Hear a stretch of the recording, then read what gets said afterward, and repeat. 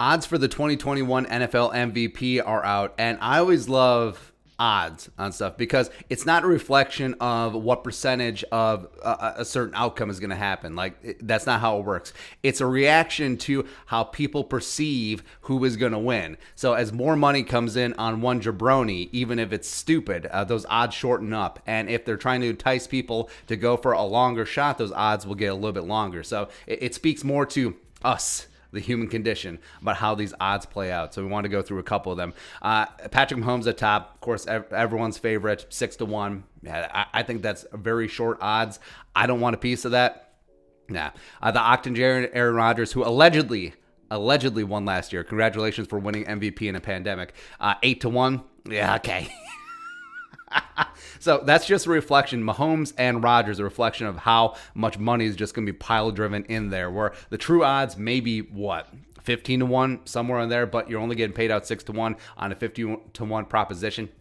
Josh Allen, hot name. I actually like this one. I think this is relatively close. You're getting decent value. I think if he can capitalize on his really good 2020 season, makes sense. Plus, Brian Daboll is remaining in Buffalo, so there you go. Matthew Stafford. So this one I have issue with. I don't know what it is, where I've always liked and respected Matthew Stafford, but I think it's just the fans and the national media jabroni haircuts coverage of him going to the Rams is made me dislike him greatly. Where show me the difference between Matthew Stafford and Kirk Cousins. None. They're both big-armed, stat-stuffing quarterbacks who haven't really done a lot in the playoffs. At least Kirk Cousins won a playoff game. Matthew Stafford, goose egg. Never won the division, but all of a sudden, him going to the Rams and makes the Rams instant Super Bowl contenders. I don't get it. I don't understand. So him at 14-1, are you kidding me? Like true odds, probably 35-1. He should be 33-1, but I get it. Everyone's flavor of the week. LA, you're just trying to put that money down. But you look around, I mean, besides Sean McVay, what's the upside with the Rams? Because you got Robert Woods and Cooper Kupp, sure, but I thought that he had better weapons in Detroit the last couple of years with Babytron and Marvin Jones. So I don't understand. Tom Brady, I think, is being slept on a little bit. 14-1. Wait, you're telling me that Stafford and Brady have the same odds of winning the Super Bowl as winning MVP as the same? No, it's just stupid. It's stupid, and it's a reflection of the market. Plus, I think there's a little bit of market fatigue with Tom Brady. We're just like, he's has time in the sun. He's like 47 years old. Move on with life. Lamar Jackson, the 2019 MVP, 16-1. Dax Prescott. I like that. I don't know if I trust a site where they misspell the guy's name, where it's 3 letters, man, and you screwed up on 33%. But 16-1, sure. Kyler Murray, I think this is, again, a reflection of flavor of the week. Where you're telling me that Kyler and Russ have the same MVP odds? I don't know. Even though Kyler does have a better supporting cast, we'll see. Justin Herbert, 25-1. Yeah, whatever. The alleged 2020 Offensive Rookie of the Year, sure. Ryan Tannehill, but although...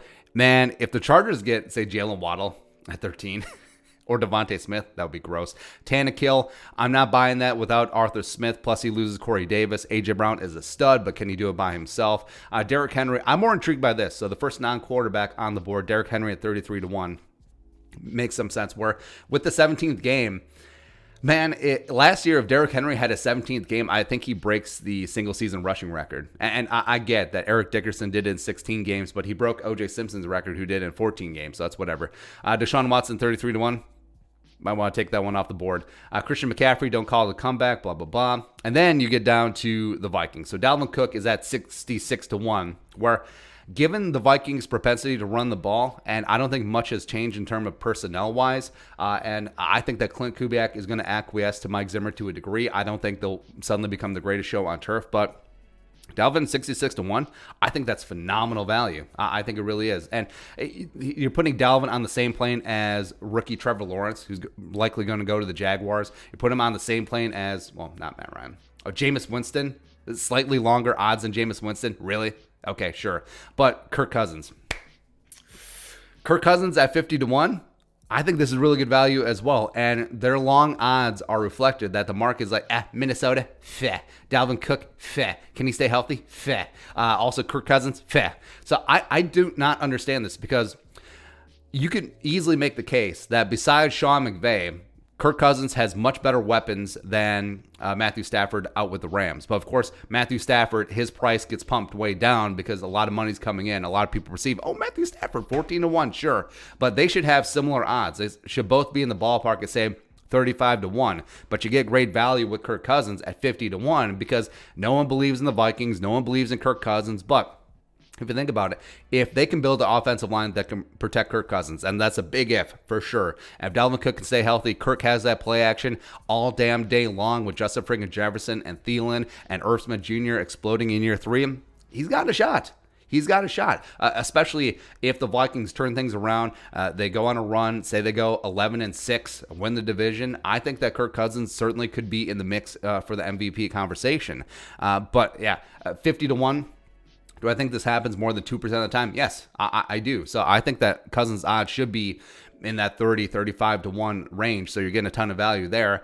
And same thing with Dalvin Cook. Hell, if Dalvin stays healthy and with 17 games, if he has a 2,000-yard season, and if Derrick Henry or Christian McCaffrey just sort of simmer down now, just keep it down a little bit, I think that Dalvin has a shot too, a la Adrian Peterson in 2012 if he carries the Vikings into the playoffs. And maybe Kirk Cousins doesn't step up, and then Dalvin just takes that bread. So I like it overall. Other odds, Andy Dalton with the Bears 100-1. It's not long enough, man. It's not. I understand that you sort of cap it 100-1, but I would go longer. I would go way, way longer, man. And it's always tough for a receiver. So I see that DeAndre Hopkins is listed, but it's tough because who is throwing him the ball? The quarterback. So if the quarterback's putting up big numbers, Ty is always going to go to the quarterback, and even non-ties. So they'll always get more love and attention. It's like how it was amazing that Devontae Smith won the Heisman with Mac Jones throwing up all those numbers. And you almost have to have a spot where you have two quarterbacks, whether it be injury or performance, and then the sort of split things going on, and then DeAndre Hopkins just gets out there. So, I mean, DeAndre Hopkins at this stage in his career is much better in terms of relative positional value versus the rest of his position group at 100-1 versus Kyler at 20-1. But that's a quarterback tax. That'd be what it'd be. But yeah, I would be fine putting a jelly bean down on Kirk Cousins at 50-1, as well as definitely Dalvin Cook at 66-1. Let's go. But yeah, my main beef, Stafford 14-1.